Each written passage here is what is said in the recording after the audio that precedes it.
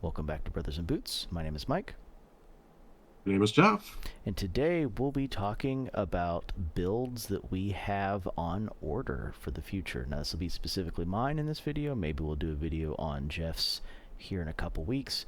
So this will be stuff that I have on order that has either one of these is actually in the mail and gets delivered. Probably tomorrow when we're recording this, but by the time you see it, it'll have been here a week or two. And stuff that is currently been paid for and is in queue. And I have two that are in the design process that haven't been paid for, but are getting there via one reason or another. We'll get to why when we get to those. Anyway, so you're not going to see my face for this video. The list is actually going to sit over my face, but you will be able to see Jeff's face. And Jeff, what are you drinking today? William LaRue Weller, 136.2 proof, ETAC collection. This was the 2013 edition. There you go.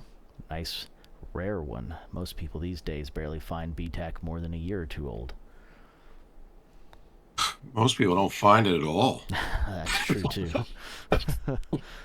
At that's this a bygone point, era. At this point in 2013, I could still pick up at least a dozen bottles of BTAC at my locals at retail. Yeah, 2013, you could still go buy George T. Stagg that was on the shelf for $100. That's going to be a sad reality dating 10 years, well, 11 years now later. Actually, it might have only been $80 now that I think about it, because this is really right before Stagg Jr. started becoming a thing and took up that price slot. That might have only been $80 at that time. It was 80 for quite a while. So, anyway, diverging from that, you won't see my face. I'll be covering it. And we will go ahead and get started. Unfortunately, I do have to apologize because the first two on the list, I am going to have some negative things to say about. And Jeff's opinion, if you've seen any of his YouTube videos on it, is probably lower than mine is. I know what this one is. Yeah. And I will try to keep my mouth shut. That's either going to be another video here or it'll be a individual video. Or both. Could be a little bit of both on that. Anyway, so number one on the list, as you guys can see, Jeff cannot. He can't see this. He's seen it beforehand. He's got it in our Discord chat on the side, but he does not have this in front of his face in the way you guys see it. But number one on the list is the Wesco Boss Tan Latigo. This is the Baker's 65th anniversary. Now you're probably thinking, Mike, that was a Mr. Lou. You are correct. I am a 6.5 double F in PNW. In Wesco terms, that falls right between a 6 and a 6.5 in terms of length, and would be between a double and a triple E in width. Now, they don't do a triple E. They only go up to a double E in this particular last. So because of that, it's a custom last. So what Kyle has done is taken all the Mr. Lou stylings, minus the last, and applied it to a boss. So it's triple stitched. It's got the specialty Mr. Lou Wesco themed buckles that are slightly different, even though if you do a custom boss, you can get those buckles as well. That's not anything special. The only true special thing Kyle's ordered is the triple stitching. And it's in the tan Latigo that they did for their 65th anniversary back in July of 2022.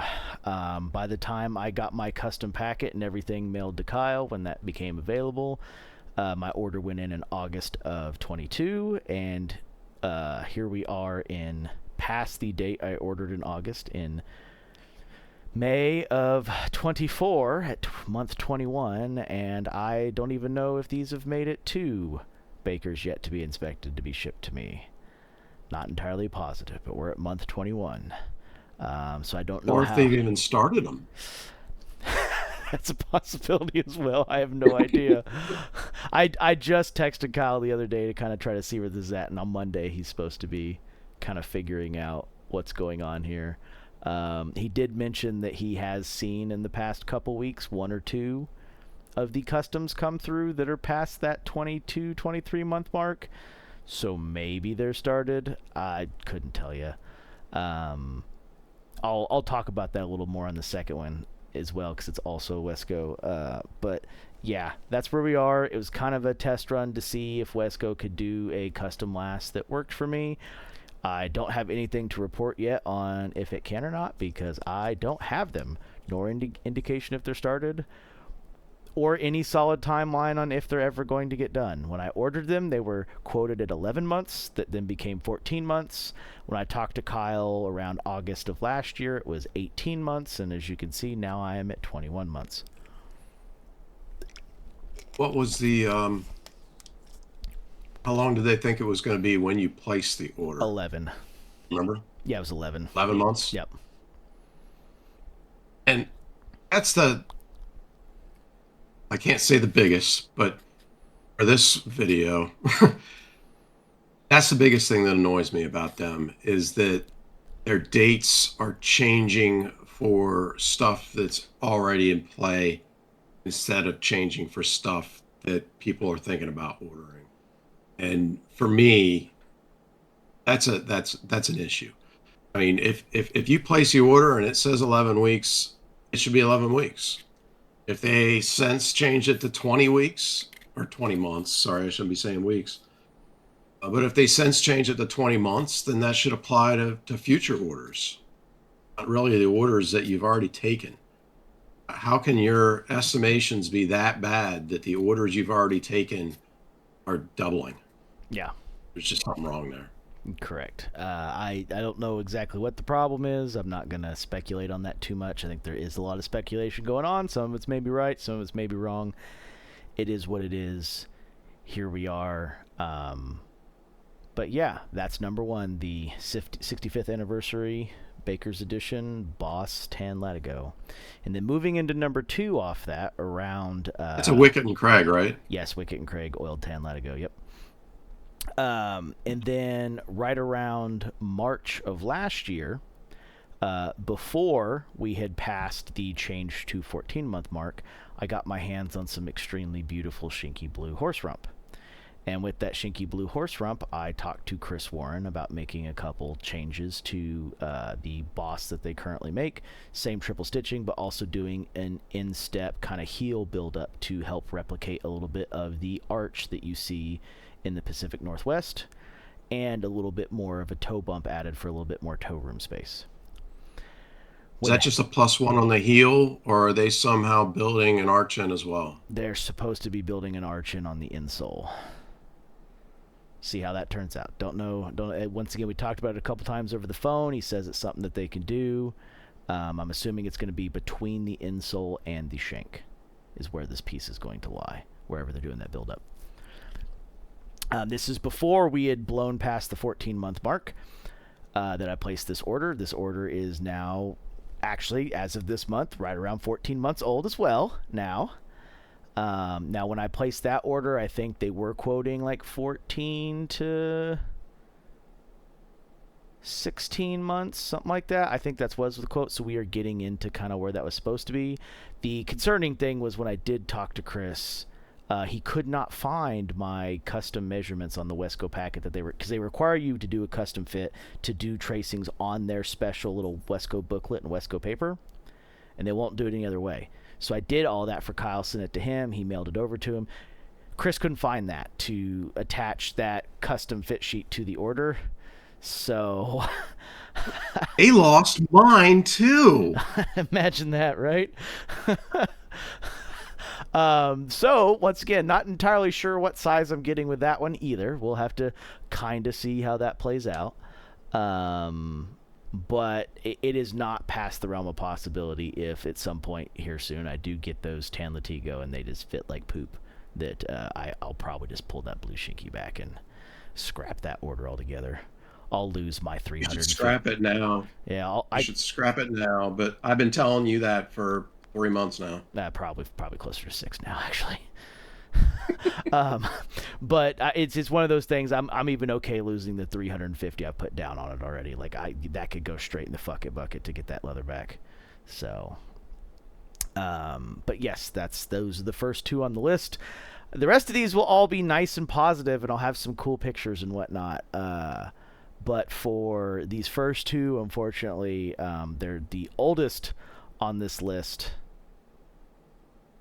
No, there's one more on the list that's older, and that's just because when I ordered it, it was a 30-month wait.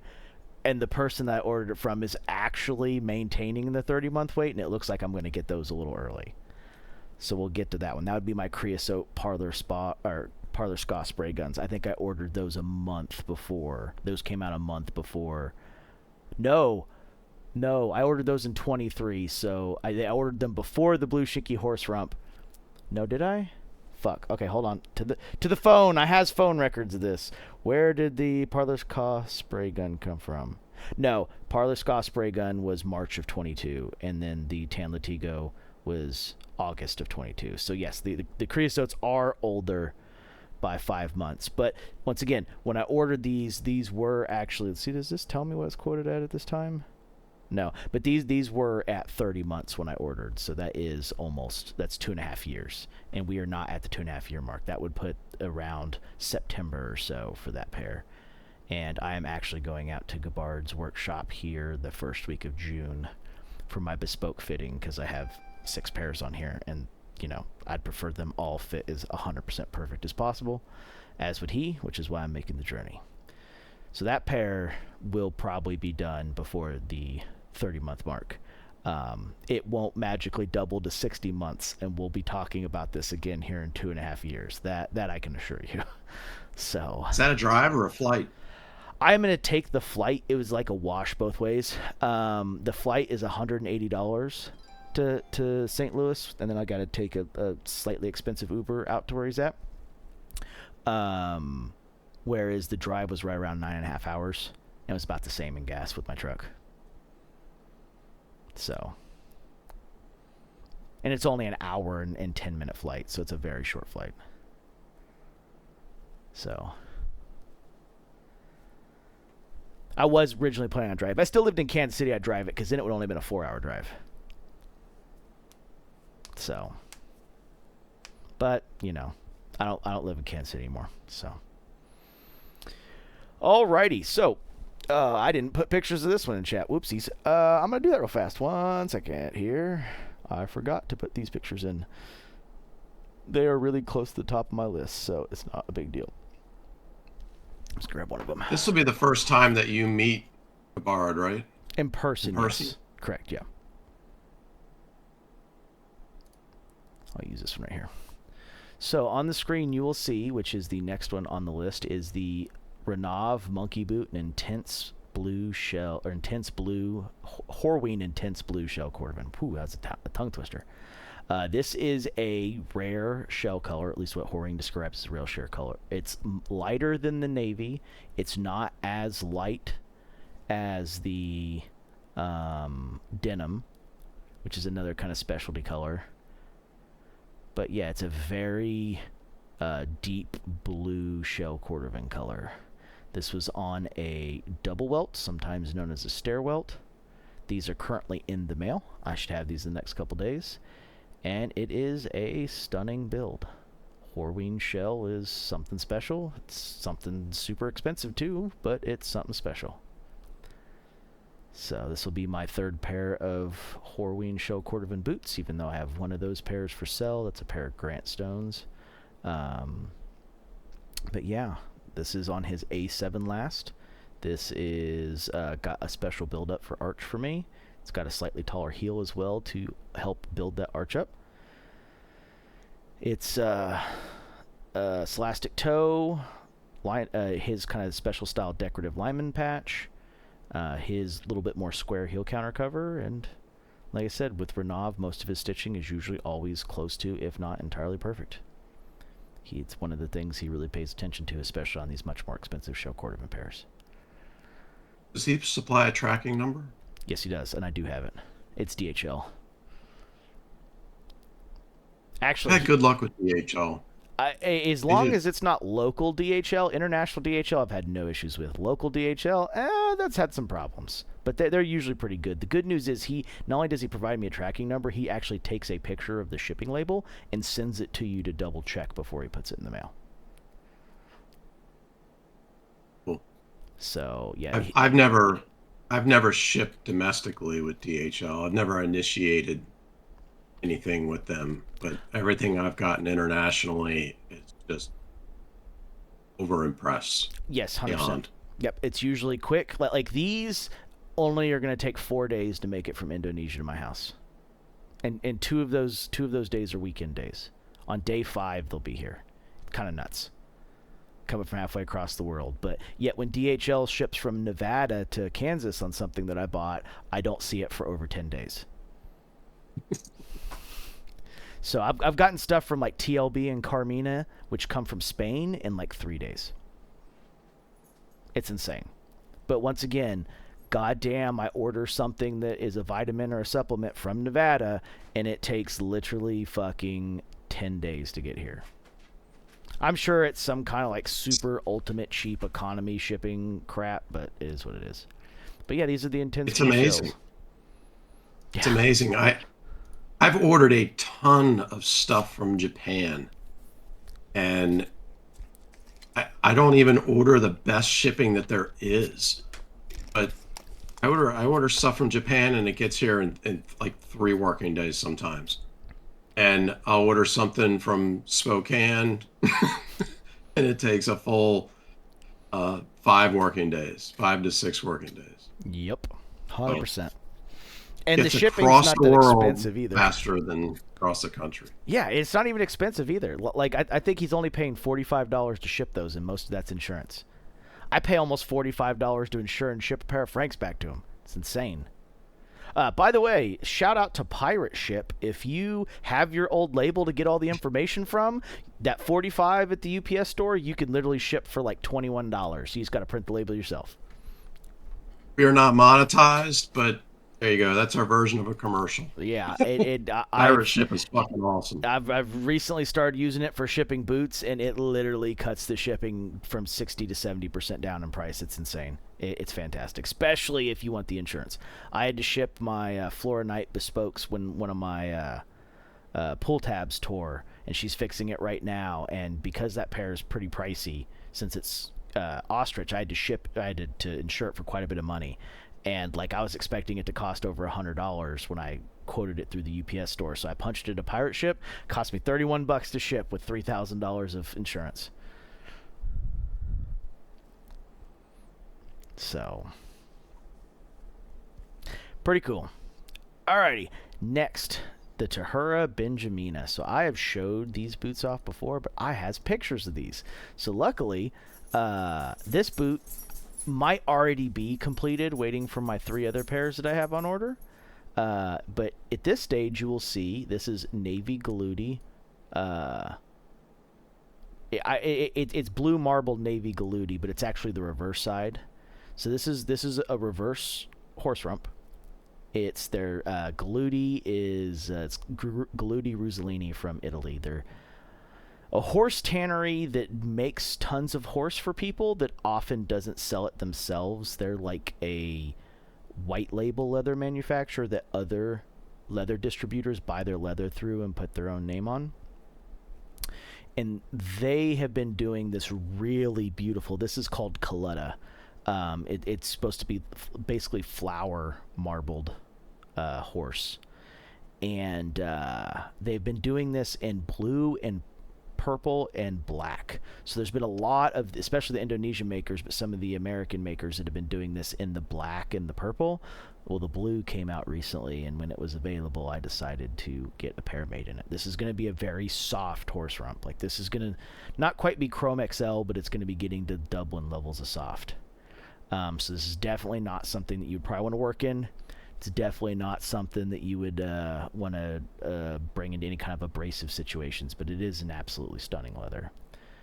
Here's a close-up of kind of what the nappiness of it is. It's a very, very, very finished rough out. So it is not smooth. It is rough out. It will feel like a suede when you touch it, but it is a full-grain leather, and it's just flipped inside out. It's just they finish the ever-living crap out of it and bring the fuzzies down to a very, very minimal amount. It's going to be very random. Each boot's not going to be identical. This is definitely not the leather for you. If you are looking for like both boots being uniform and consistent, yeah, they're not going to be. So that's this guy here. As you can see in this one, so the first picture, it's only bottomed with the first flat welt, the midsole, well, the first midsole, which is technically a welt in this case as well, and then what they call the first midsole, but would really be the second midsole there. And in the second picture, you can see it has the black cork Dr. Soles on it, and it has been stitched, but obviously the edges have not been sanded, cleaned up, and waxed yet. So it's bottomed, but not entirely finished in the second picture.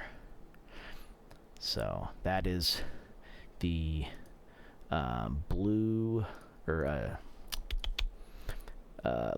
marbled Galudi reverse horse rump for the Tahura Benjamina. Very, very interesting number. It's very close to my other Benjamina, which is the black reversed waxed. The next Tahura I have on the list, which is one of the three I was talking about, is the Dalum and Chloe Feng horse rump.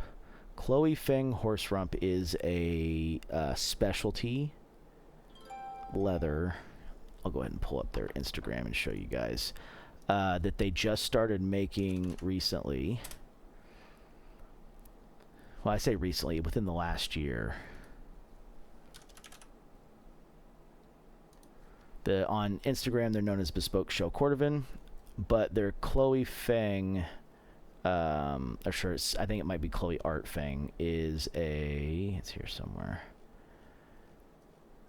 shrunken horse rump that has a texturing that's supposed to be very similar to like what both, not seeing it here. Hopefully they didn't take that picture down. It's very close to what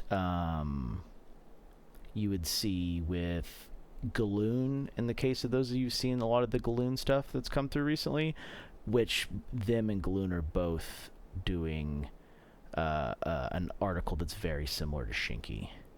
Huh. I was going to say it looked like Galloon. Yeah, it does. Yeah, Galloon is similar. Galloon's trying the same thing. It looks like they might have actually taken that picture down. Huh. That's not normal. Chloe doesn't usually remove pictures. All right, well, hold on just a second here. Let me pull it off my phone, because I do have the pictures.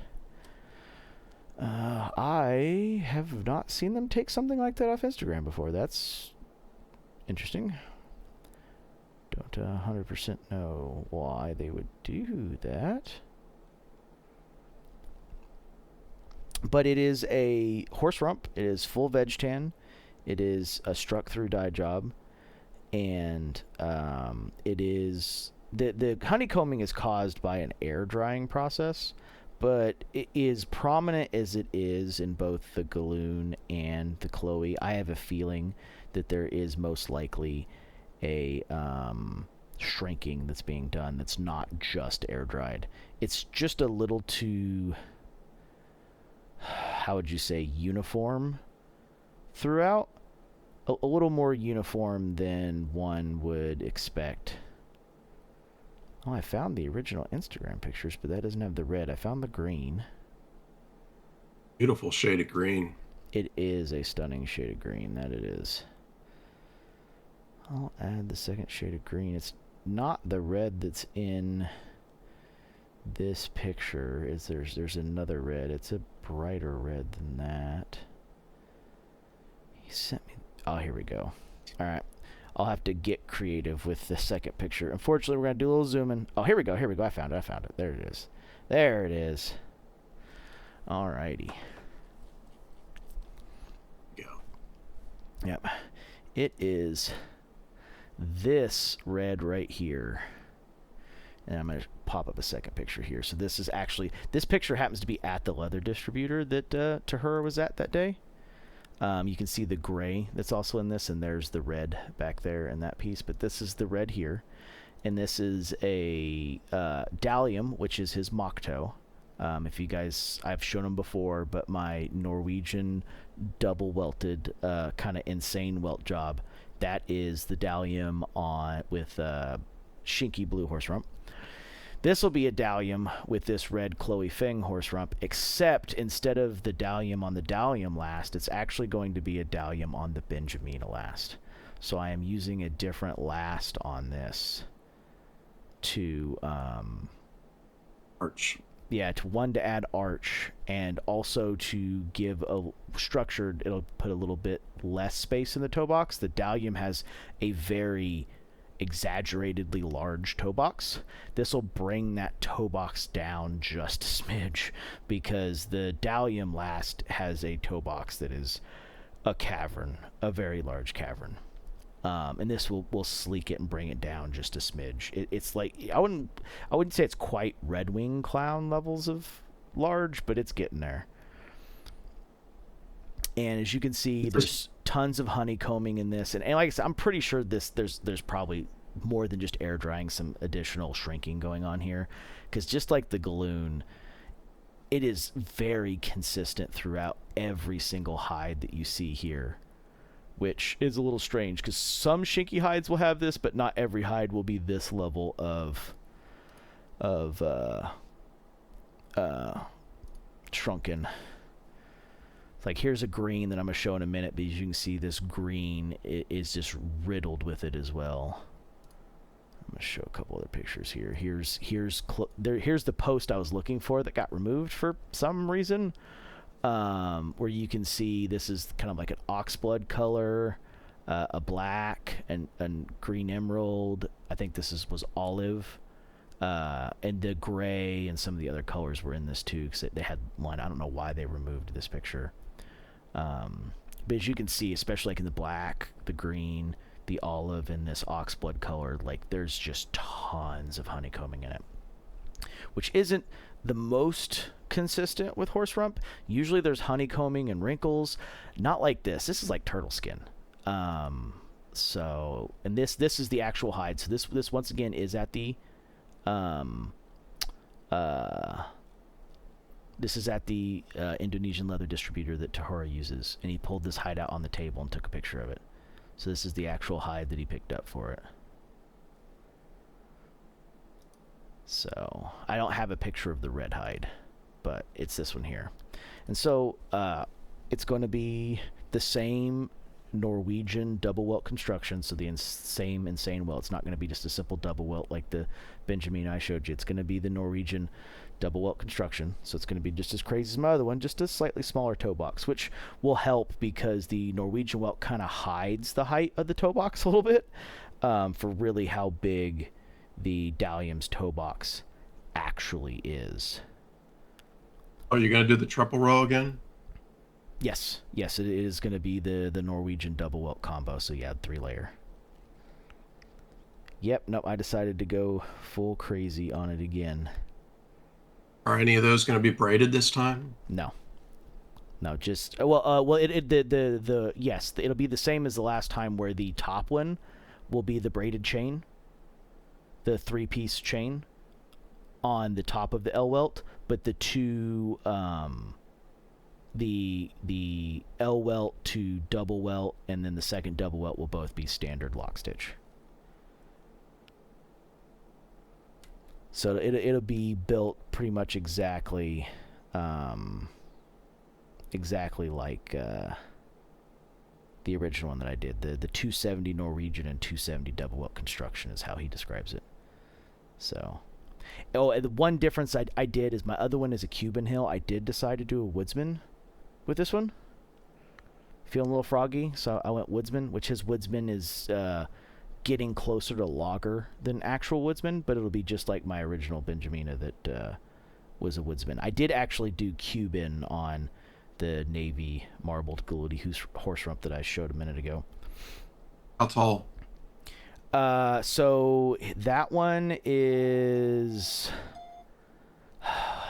The heel is technically 1.7 inches, but if you counted the whole stack, it would be slightly taller than a Frank's because of the double midsole. So ignoring the fact that the double midsole piece is there, adding some extra thickness in, it's about a half a stack shorter than a pair of Frank's. I hate to use that terminology now because even Frank's will tell you that those stacks are coming in very inconsistent these days. Like, they are not coming in with... They used to kind of be able to say a stack was 1/4 of an inch, essentially. That is not how they come in now. I've seen ones where one is like 3/8 of an inch, and I've seen one where it's taken 3 pieces to make a 1/4 of an inch. So That's a situation where saying a stack is more measurement than reality, or more, I'm not sure what the term there is, but when people say stack, they basically mean a 1/4 of an inch, and that used to translate to an actual stack, but not so much anymore. yeah, it seems to be a problem of the last 2.5 years, and it's not just like one company that's facing that. It seems to be all of them. It's just the reality. Things have changed. Companies have gone up and down with COVID. The leather industry already wasn't the most profitable to begin with. So the world keeps on a spinning. Like I said, that's an interesting one because this is one of the first of 2 that I actually did a different last on. So usually when you tell the Indonesian guys a model, it has a last associated with it. You have to ask to switch. And now all my Renavs, I've swapped the original last that was supposed to go with it. But this is the first time with Tahura that I'm actually changing the last. So I'm using the Dalum pattern, but not using the Dalum last. So, and then, like I said, I'm doing, it's all going to be natural from that point down, white welt stitch. The biggest thing is I did a woodsman here instead of Cuban. So. And then the final order of Tahura, which he'll ship all of these at the same time to save on shipping costs, is his Leonidas. His Leonidas is a monkey boot, essentially without a lineman's patch. I also did this on the Benjamina 2.0 last, and that's in what I was showing just a second ago, which was the green Chloe Feng horse rump, which is this one right here that I have circled. That's that beautiful green color I showed you where it was on the table. That is being done in his Leonidas model. Like I said, it is... His original way of building it was a very kind of like zero drop heel style, which, very kind of Thorogood roofer. But this one is going to be on the Benjamina last. It'll have heel. It'll have arch. Like I said, his Leonidas does not have lineman's patches, but it does look a lot like the Frank's prototype monkey, the one that they don't build for people. It'd be very similar to that. This one I did in a Cuban heel. I didn't go super over the top with anything on this one. It'll just be a standard hand welted since it's close to the Benjamina. It's a style similar to the Benjamina, so I just did a standard double welt. Did the same. I did a red brown cork sole just because green and brown go together. Same as I did the blue and the red. Obviously, I did black because black and blue and black and red go great together. Why would you not? That goes with everything. I don't 100% agree with that. I think all greens, or I don't think any of the black. Like I would never do black hardware or black outsole with green ever. I would always pick a brown, a honey, basically anything besides black to go with green. I just meant generically. That's what they say. Cool. I 100% disagree. I would say it shockingly enough, olive's like the real universal color. Olive pretty much goes with everything. I'm not an olive guy personally. I like the more emerald jade greens than the olives, but you can pair olive with anything. Brown I would think would be the next closest universal color, especially like a nice cognac, like medium red brown. Goes with about everything too. I am not a massive fan in general. I don't even murder out my black boots. I always do a natural sole natural sole stain just because. Sorry, poking a little shade here, but the brown and black P&W ed dressings, besides on a pair of work boots, you're trying to like make some kind of uniform code. They make the boot look cheap. They make the leather layers kind of look plasticky. I don't like it. Natural looks so much better and makes it look like a higher quality boot. I half agree. I don't think the stain really makes it look cheap, but I do think the natural makes it look better. The natural is highlighting the materials that are being used, and that certainly makes it look higher level. Yeah, if they did like just a black like dye and didn't do such a thick wax layer on it, it probably wouldn't look so bad. I did tan on this one, and or I did a brown stain on this one. I certainly wouldn't say that it looks cheap. It's not going to look so good after it starts wearing off if I wear it I think it looks in wet better when it wrap or starts whatever. wearing off. That one doesn't look bad, but like you remember Art's Blue Palisades where they like caked a ton of black wax on it? That's kind of what I'm talking about. Like those you could hardly even tell there was like stack layers on it. They went a little I heavy on it. rarely do it. No. I do have a pair that's black, and every day I tell myself I'm gonna remove every bit of the black and make it natural, and I haven't gotten around to it, but Yeah. I will. Yeah, it's not too bad. I've adjusted a couple pair of my like they fixed a heel White's Tuscano horse rump. They fixed a heel for me, and because White's is midsole leather looks a slightly different color with natural stain, they thought it was brown and just worn off, so they sent it to me in brown. I had to sand it off, so I did make a really like crazy cool antique. I got out a couple. I got black, brown, cognac orange, and another color of Saphir Pomadier cream out, and I made like a really intricate, like antique looking, like really beat up, distressed antique edge dressing on it that turned out really, really good. I might have went a little overboard. I sanded it to like 600 grit, so like it's got like a super mirror finish, which was probably too much, but it turned out fantastic. I love it. I turned, edge dressing lemons into edge dressing lemonade. If you do like colored edges, my personal recommendation is Lincoln wax. Make Lincoln wax in a lot of colors. It's got a high concentration of carnauba wax, so it tends to stay on and it tends to protect. Suggestion. There are other good ideas, but that's the one that I like most. That's the one that I've had the best luck with. Yeah, I've tried a couple things. I have found taking all the edge dressing off, burnishing it with token oil, and then using either pure polish or Saphir wax over the top of the token oil. Man, does that edge last. Like, even walking in puddles, that edge lasts for months. That has turned out to be the best. Now, that is way more work than all the other options we've talked about, but God, does that work well. One of these days, I'll convince Franks to just keep token oil for their natural and just slather some token oil on it and take it right over to the the metal wheel burnisher and just burnish that on instead. One of these days. I've never asked them, but I wonder if they do beeswax. They might. That is one thing about Wesco that I noticed. Wesco really likes to put on a layer of the beeswax on it, and I like the look. It keeps it looking mostly clear, but it does put a bit of a tint, and it's protective. Yeah, So.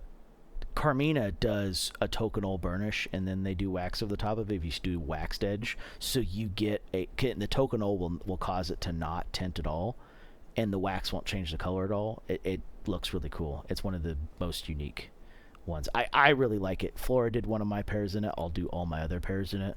It turned out too good.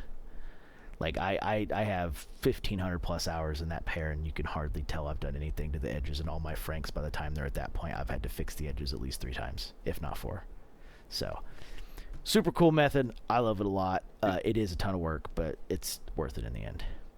But those. Do you have any orders that aren't natural right now for edges? Hold on, 1, 2. Heels?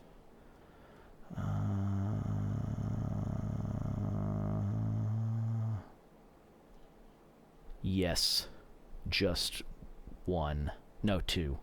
The creosote nail shank is a antique edge dressing of his, and the creosote fiction is black.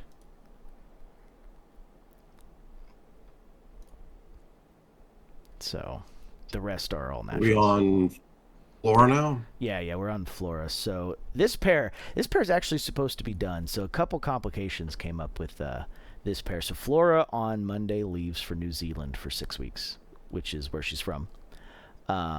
This pair was supposed to be started at the end or at the beginning of April, but due to one of the pairs she was working on before mine having issues, we decided to pause till she got back because she wasn't going to be able to get this one done before she left.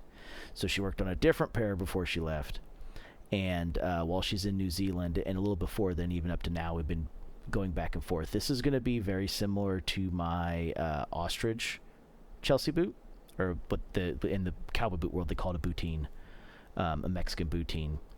Except this one, instead of being just the standard U that you would see on the side, is actually going to take a cowboy top. So cowboy tops are known for their very intricate designs. And so I've picked out a cowboy top design, and she's going to do that on the edges that will go into the goring. So the goring will have an intricate design going into it before it gets covered with the leather pieces. This will be in black shinky horse rump that I have supplied, and this stuff is stunning. It is turtle skin levels of honeycombing. And this one will have a toe flower. It'll have a corded toe flower. So not only will it have a toe flower, under the straight rows, she runs a piece of cord under it so that it actually has like a visible bump above. So there's indentation that gives depth to it. So I'll have a corded toe flower. I'm gonna widen the toe on this one just a smidge. So the previous one, because it was ostrich, I did the smallest I could do, which is always the correct answers for ostrich. This one's gonna be an 1/8 inch wider. It's gonna be a little bit wider. And it's going to be the same last that I used last time, same toe spring, same heel height.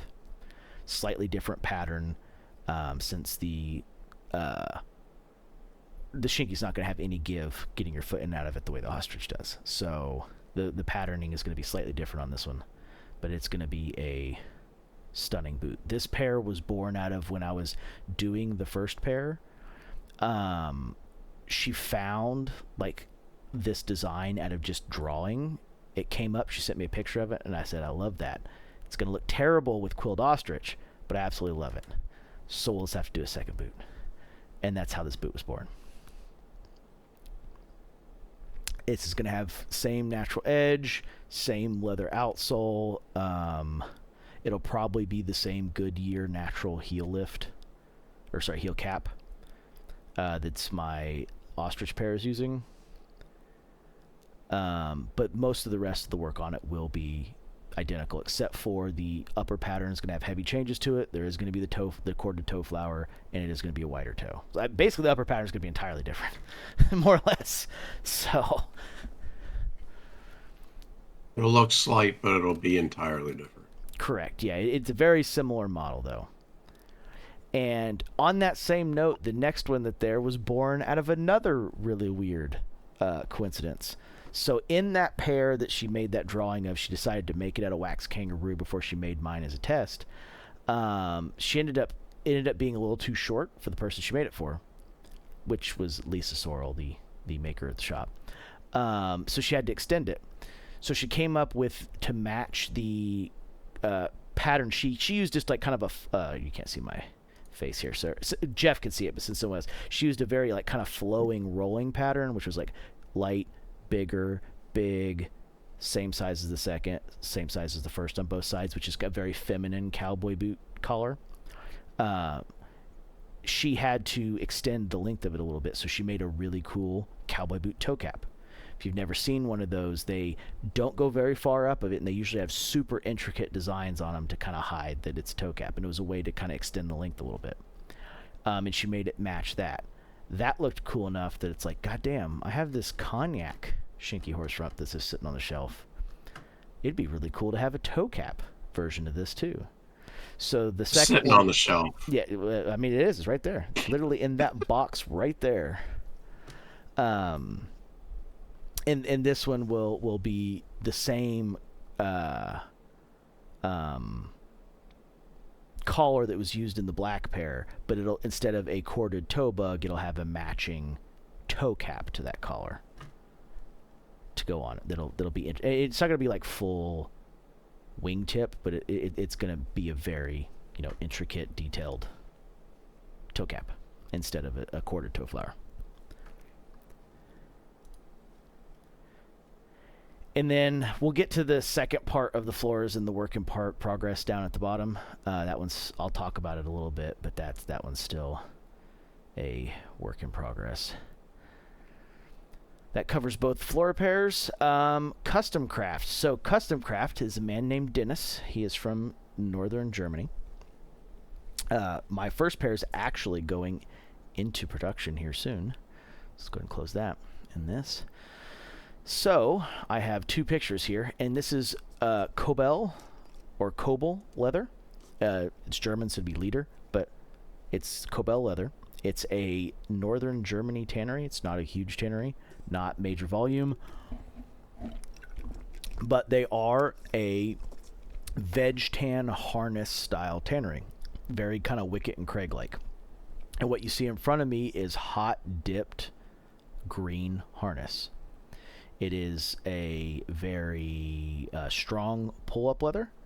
It's got a much lighter undertone.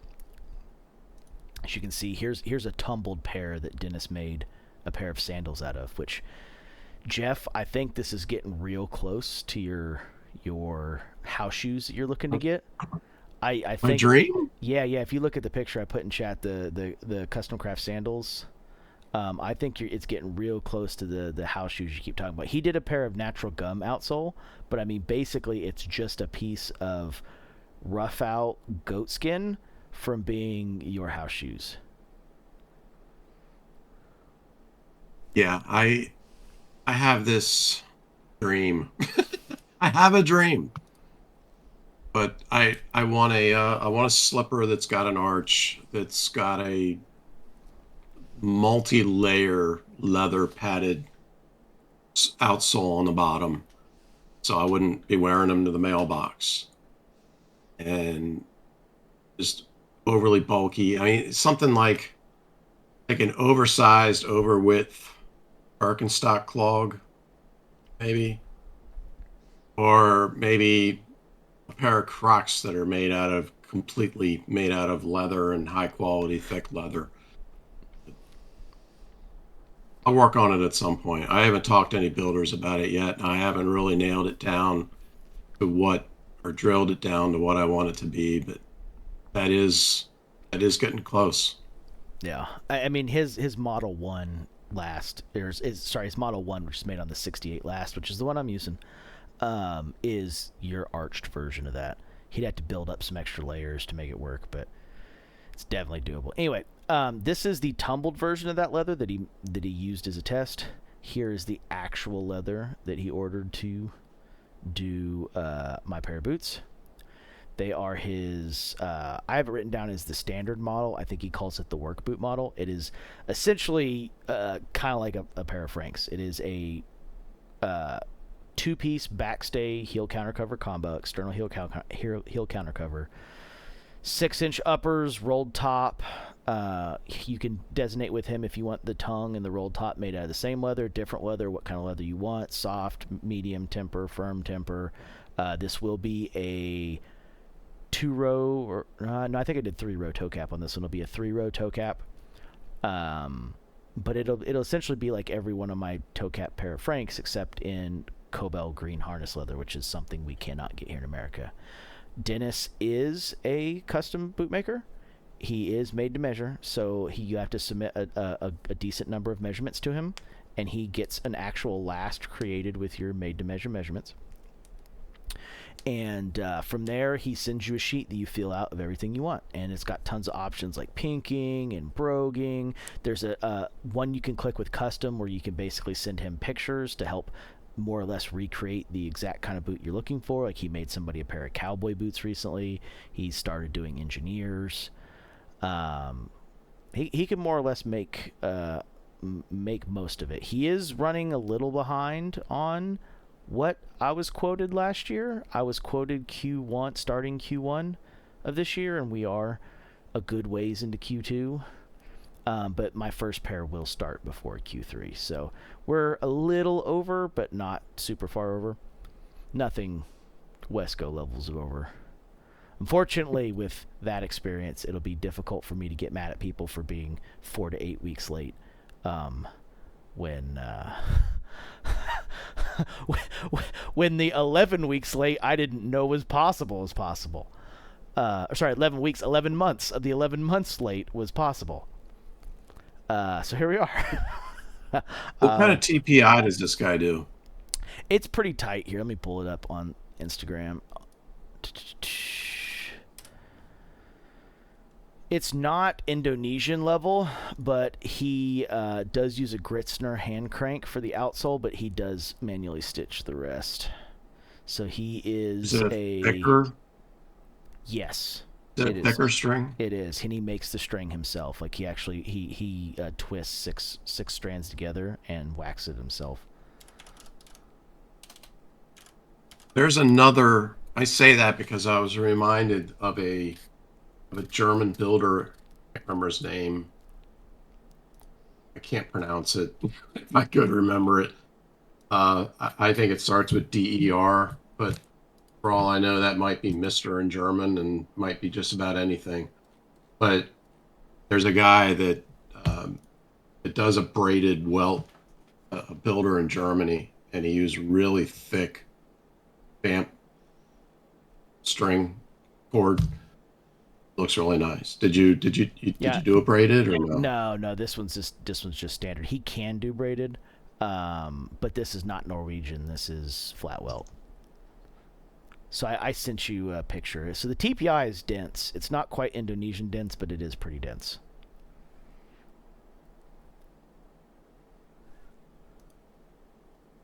I'm showing them pictures on the Instagram right now. It's While you're nice looking. yeah.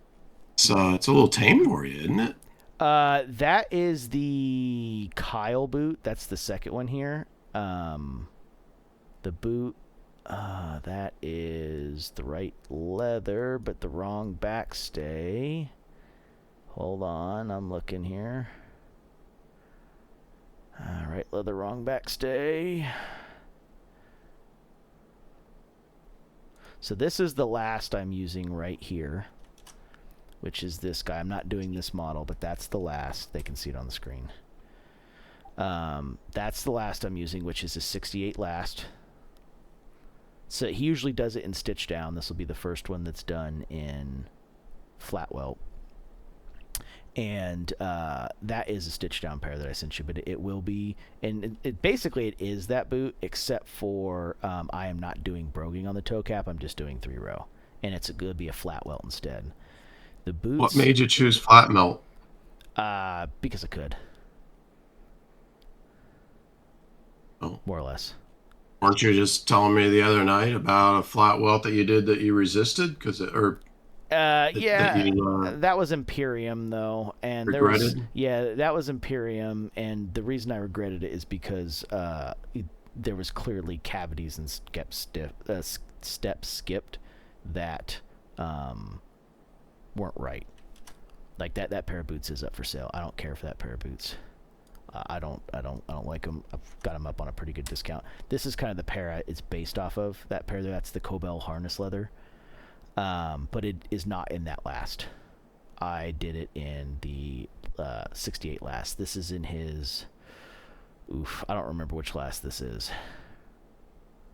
That previous one.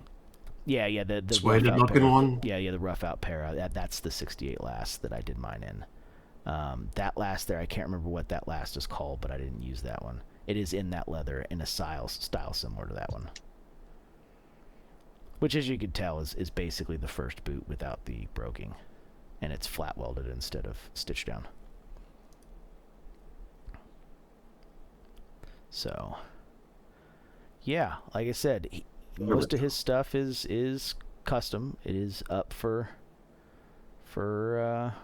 choice and debate, and anything you can ask for can be done. Like here's a pair he did for JD, which is one damn division, where he stamped a whole logo, carved a whole logo into his heel countercover.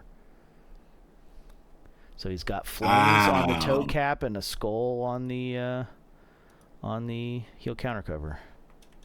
That's bad. You say that's embossed? It's carved in. Wow. Like he carved it in with a tool. That's cool. Yep. So. Yep. So there's a lot of stuff that Dennis can do. You just gotta sit down and have a conversation with him.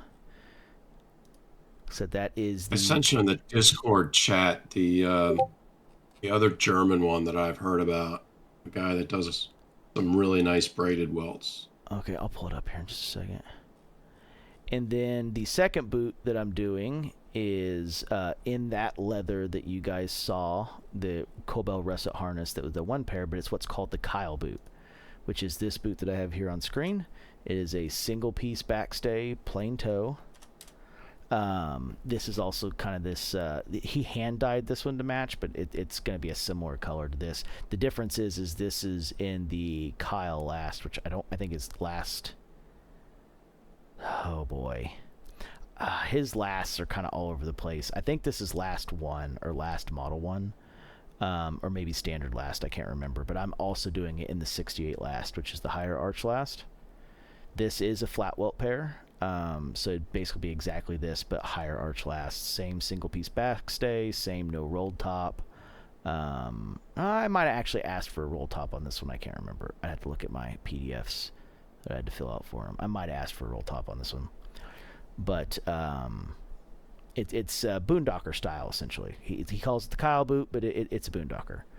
Both of mine I'm doing in Dr. Souls. I don't know if DH Spaniard watches this, who got the first pair of engineers. It's this guy you see right here. But he got Dr. Souls because I bought Dr. Souls for my boots and sent them to Dennis. And he liked them so much, he's like, hey, can I use these for this guy's boots and just buy you another pair? And I was like, absolutely, you can. So Spaniard DH got this because I sent Dr. Souls over. If I hadn't sent them, they would not have gotten shipped with Dr. Souls. So... And since then... Sending new people over every day. Yeah, and since then, he started using some of the super grips and other options. Like the pair I got up on screen is a pair of super grips. But yeah, when I sent those over, I think last November, and it was for this particular pair right here, is these red browns that I ordered. That's from there, he ordered the blacks for the other pair, and the rest is history. This is where he started using Dr. Souls. Like I said, just like everybody else, he was a little hesitant due to the shipping, which, to be fair, Dr. Souls shipping is exceedingly expensive if you're not ordering like 5 to 10 pairs of soles. Like it's not cheap. So yeah, he does use Gruber Martin, which we've talked about before in the European tanneries. It's the Black Forest oak tanned, which is kind of was the main rival for JK. It's also what Gabbard uses. Gruber Martin has, or Gruberry Martin has a couple different logos and styles. Most people in the U.S. know them as Black Forest, but they've got 2 other logos that people have probably seen before in the past. See if I click them here, if they've got an easy... No, of course, they have, like, nothing on their Instagram. Of course they do. But there is, how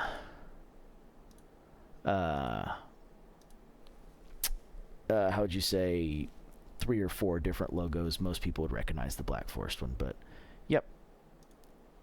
I showed you guys the green. I showed you guys the russet. The russet was this pair. This is the pair the Kyle's being made in. It's this russet color. This is their hot dipped russet harness.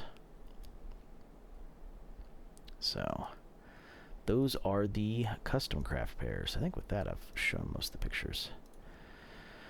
From there, we have the big hitters. This is stuff. So shockingly enough, the last order from this next block here was placed in November of 22. So the leathers on the German ones. Yep. Did you choose them because they're German, and was it a price decision, or what was the thinking on the tannery? Or does he have a hard time pulling stuff from tanneries in other countries? No, he can get stuff from other countries. He uses a lot of Merriam and Horween. I chose it because he's the only person that's ever had it available, and I figured why not. So Dale has a pair in the russet hot dip harness. That pair that I showed is actually Dale's pair. It was originally made for Mario, but it didn't fit him, so Dale bought it. That's what you know. I saw those boots. I really liked that leather, and I was like, you know what? I'll give that a shot. And when I didn't necessarily want the russet color in the beginning, but I asked him if he could get a blue or a green. He was able to get a green. That's the picture I showed. And then I was like, you know what? I think I do like that leather quite a bit. It really reminds me of the color of tan Latigo that they don't really make anymore. Wicket and Craig's kind of darkened the new formula, as you've noticed with the last couple pairs that come out with Franks. It's a lot closer to chestnut than they used to be. It's more like a tan brown color and less of like a tomato red. And it's like, well, hell, I guess since I can't get that anymore, why don't we go ahead and go with this? And I decided to go ahead and get a Kyle while I was at it.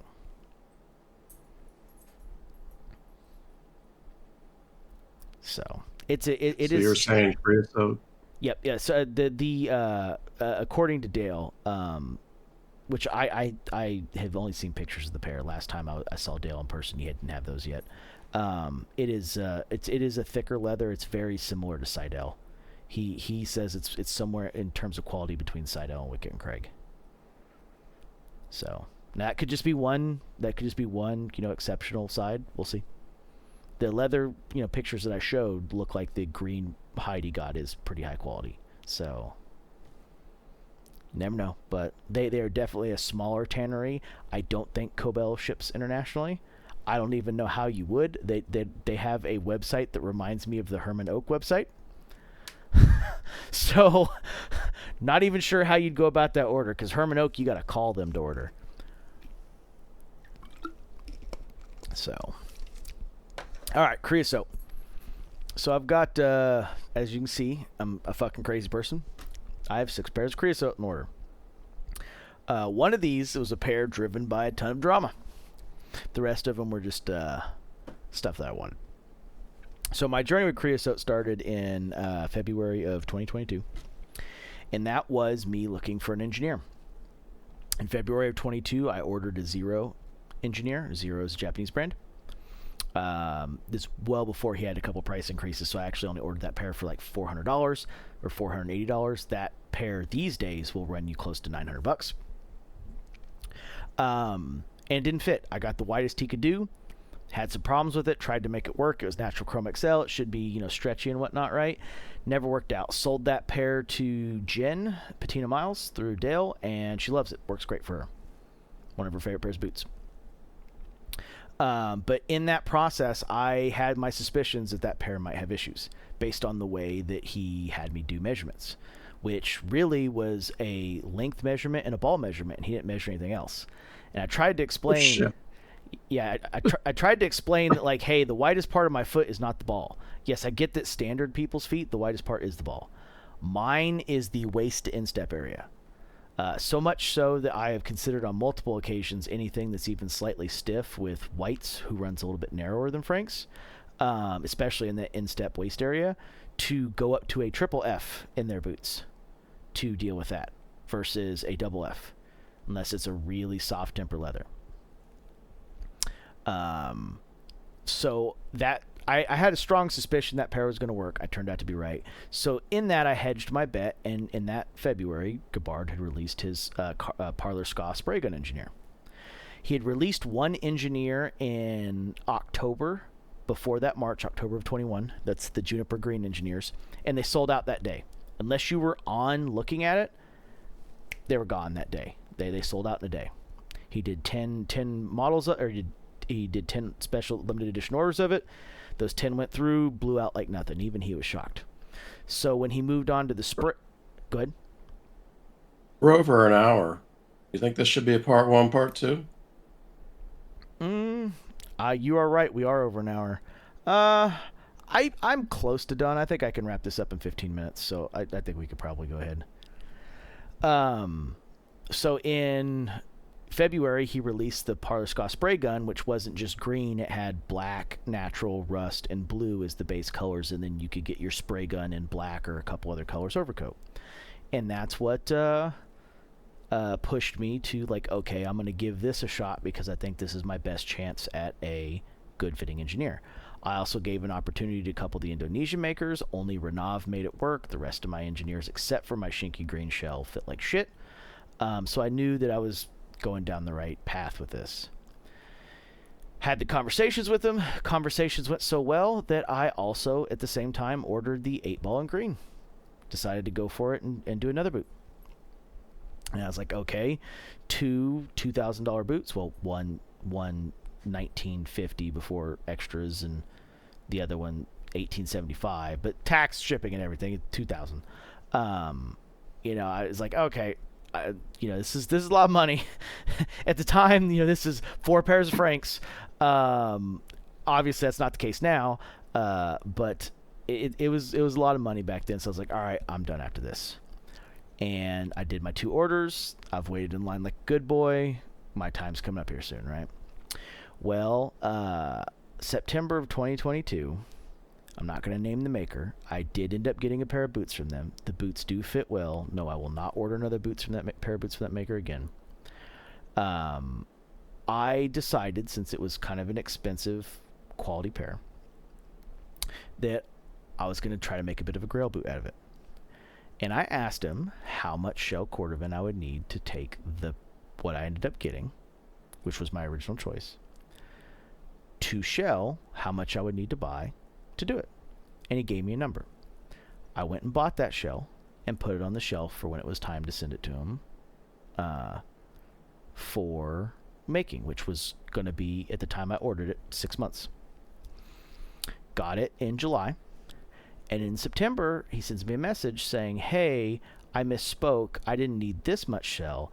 I needed this much shell. And I took a look at it and quickly did the math, and I was like, no, you don't. It was basically going from around 8 square feet of shell to 25 square feet of shell. And there was no way. I questioned the person about it, and they're like, oh, I need to make sure I could pick the best parts from each shell. And it's like, no, you're asking for like $3,000 in shell. At the time of the shell prices have gone up since then. That shell would have cost me right around $3,400 shipped to get all that shell. Not to mention, I would have then had to ship it again to the maker, which would have, set me that much with, because this would be a pretty good sized box at this point, plus the insurance on it. It'd have been another $100 to ship it too. And I pumped the brakes on it. Took a step back, assessed the situation, and I decided to give Gabbard a call. I really enjoyed my conversations with Gabbard that got the first 2 boots ordered, so I called and asked him of his opinion on it. He confirmed pretty much everything that I had said, and so I just asked him, like, hey, if I just mailed you the shell, would you make me a boot out of it? And he's like, well, normally no, but in this case, with what you showed me via email and whatnot, sure. And we picked out which model of the models that I was interested in that we thought would make a good one. We went with the Creosote 7, the 1 pair of boots that he's like, you know what, I would wear these to a funeral. And I sent him, and he has that blue shell for a pair of Creosote 7. That was not a pair I was planning on ordering. I was not planning on providing any leather to Gabbard at all for. Gabbard, one of the things you're paying for that, $1,875 boot is the fact that he's getting a specialty hide from Wicket and Craig that is set up and prepared for him to do the dyeing and finishing on. There's nothing he does is a factory dye that comes from anything. There's only 1 pair of boots that he makes that even starts as a color that's not natural. And that's his 1940 MCB boot. So that was a September order. He worked through that, made quite a few concessions for me, and got this done. And I had something to do with that blue shinky shell, because Franks wasn't interested in messing with the shell at all. I had asked him about it. They didn't really seem like it. They had done some shell in the past. They had cracked it a bunch. They didn't like it. They had another recent not great experience with the shell. Probably not going to be a thing. It wasn't a thing then, ain't going to be a thing now.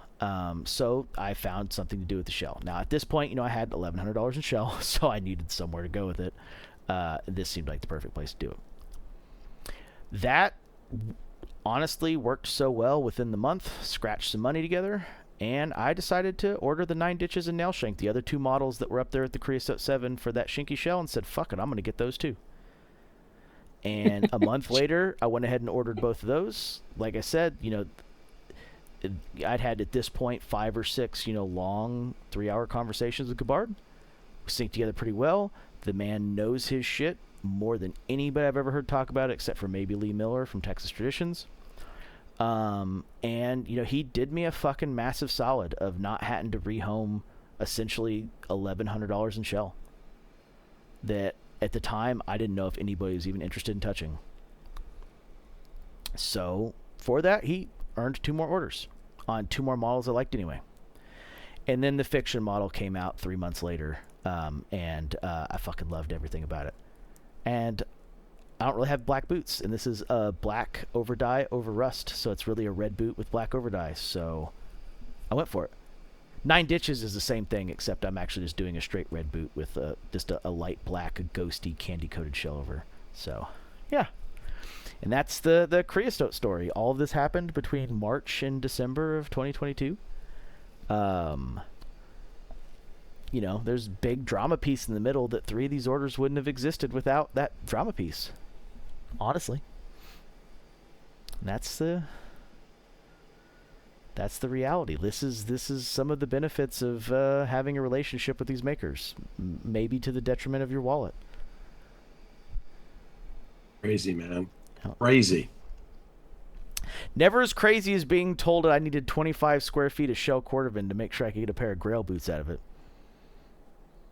What, you think he was trying to make 1 or 2 other pairs of boots with what was left over? I had 25 square feet of shell cordovan. Probably could have made 4 or 5 pairs of boots.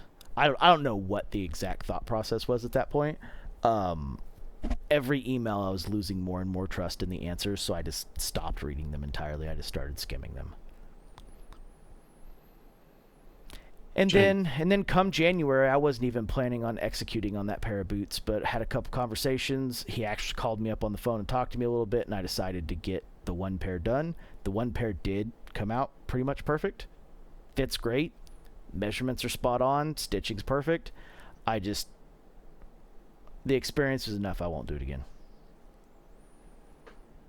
So that's why I'm not putting the name in specifically of which pair it is and which maker it is, because the end product I did end up getting was fantastic.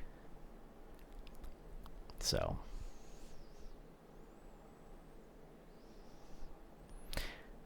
it's awful nice of you. Sure, everybody would like to know who it was, but it's nice of you to keep it yourself. Yeah, I'm gonna leave that one alone for now. It was not a cheap pair of boots. It was a pair of boots was over $1,000. I was only going to lose a deposit that was not over $500. So, is what it is. Worked out well. I got a great pair of boots out of it. It just one of those deals that like I'm just not interested in necessarily going back down that path again. So, but yeah, and that's my creosote journey. Here in June, I will make the trip to Missouri and do my fitting in person. I'm hoping to record some Brothers in Boots content while I'm there. Let everyone else see the value in what you really get out of creosote, especially with Gabbard's expertise. Because there's lots of other boots at his price point, and very few of them actually hand dye, treat, and finish their own leather. A lot of them are still just using tannery dyed stuff at that point. So there is a lot of value you're getting out of Gabbard, a lot of extras that you're not getting out of others. So, I mean, like even a pair of custom craft from Dennis, if you want to do his made to measure, they usually run like $1,200-$1,300. You're not far off Gabbard, and he's once again using factory dyed leather. Now he will finish the leather for you if you want it. He can dye and finish it and all that stuff too, but it's just not quite at the level Gabbard's doing, especially like his nail shank. That I have it written down as brown backwoods alchemy. Like that leather goes through like over 60 steps to get to the color it is. It is not a short process, including him fermenting black walnuts for 24 months before using it. So definitely some backwoods alchemy going on there. Have you asked him if he would do a stairwell for you? I have not. It's possible that he could. I mean, all it is just using the midsole as a second welt. It wouldn't be any different than the process he's doing, except for making the, welt chunkier.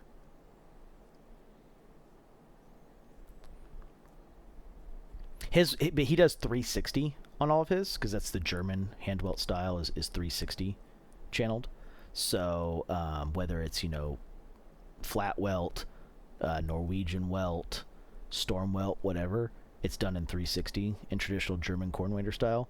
So the stair welt would look a little weird. It'd look kind of platformy since it's all the way around. Or it'll be look awesome.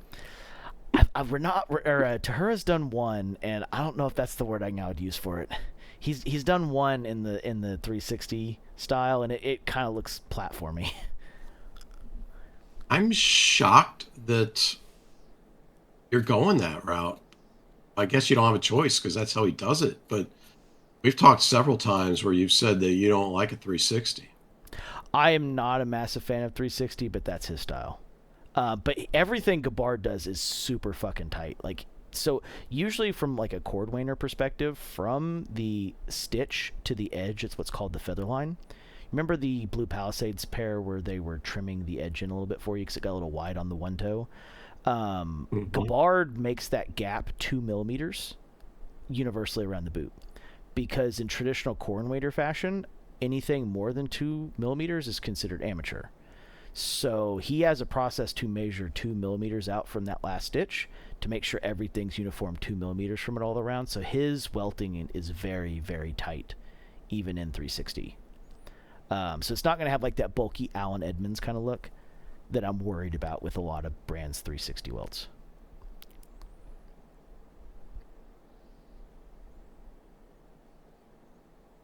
But, I mean, you are correct that if 270 was an option, yes, I would take it.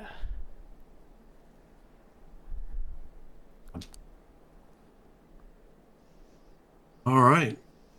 Is that it? Did you have any others you wanted to bring up? Yeah, I have 2 work in progress, but I think we'll probably table those for now. I've got an idea going with Flora. Here, I'll grab the leathers. I have an idea going with Flora on some kudu and can grab the box here.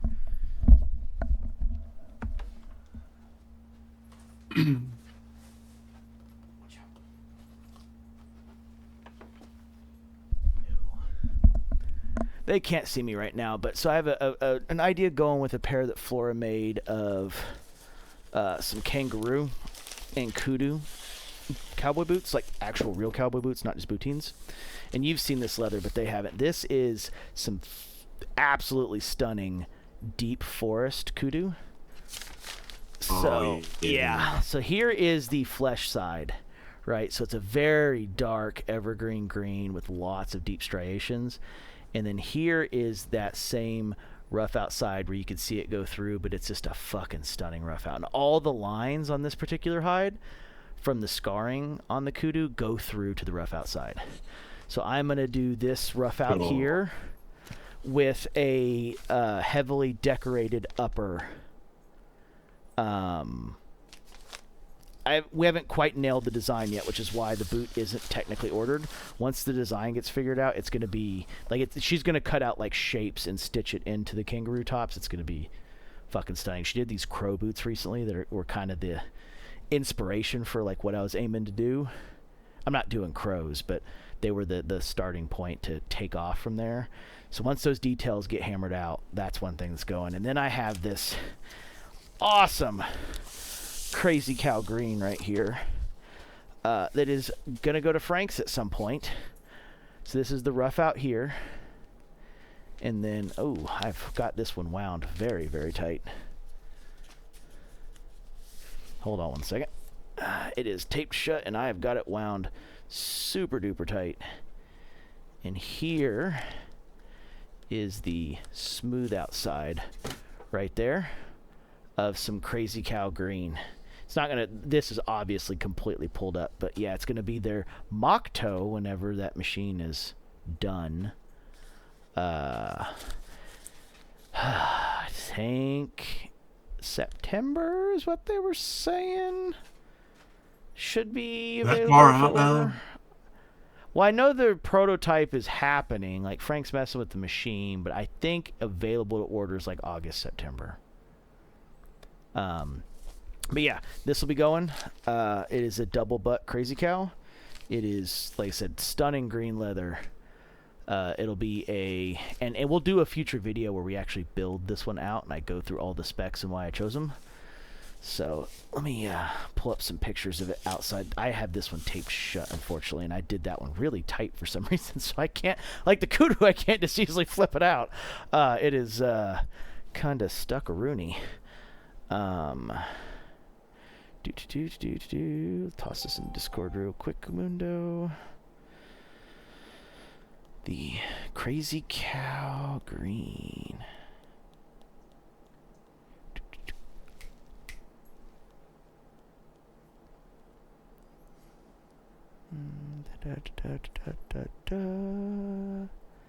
Shouldn't be this far. Should have this picture ready.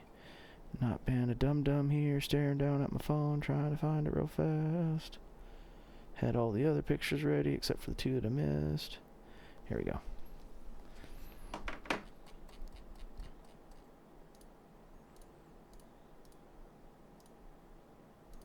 It's this right here. So this is the Crazy Cow Green. You saw the pulled up version of it, which is where I pulled in this corner right here.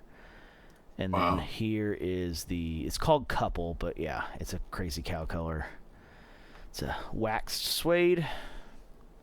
Very cool. Surprisingly durable. It is chrome tint, so that's some of it, but surprisingly durable. And that's going to be the first Frank's mock toe. I do have a Crazy Cow Samba, which is a red color, and a monkey boot that turned out absolutely stunning. So, looking forward to that. And like I said, on another episode in the future, we'll build that. Go through all the options, what's available, why I'm choosing what I'm choosing, and put some more effort on that. But yeah, that is Mike's works in progress, the stuff he is still waiting on.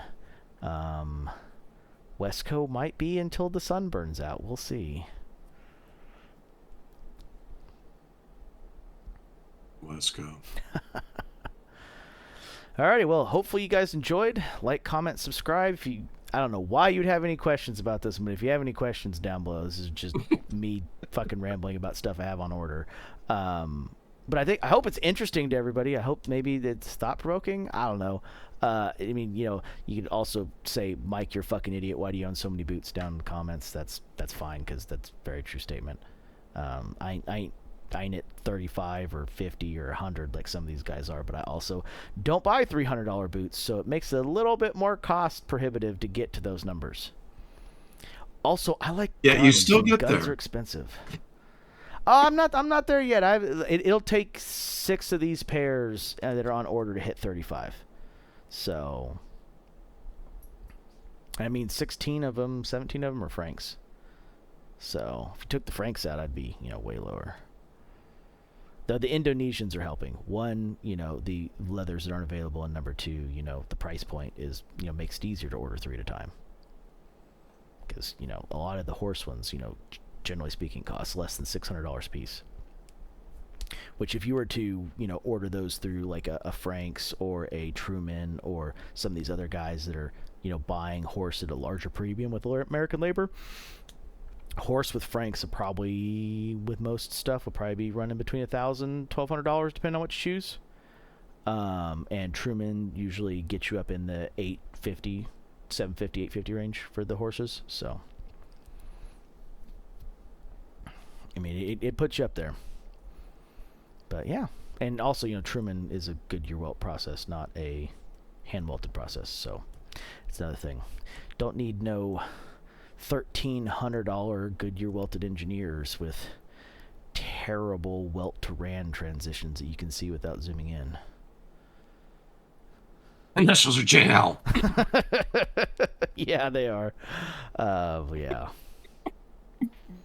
So anyway, hope you guys enjoy. We'll see you on the next one. Good seeing you. Launch it.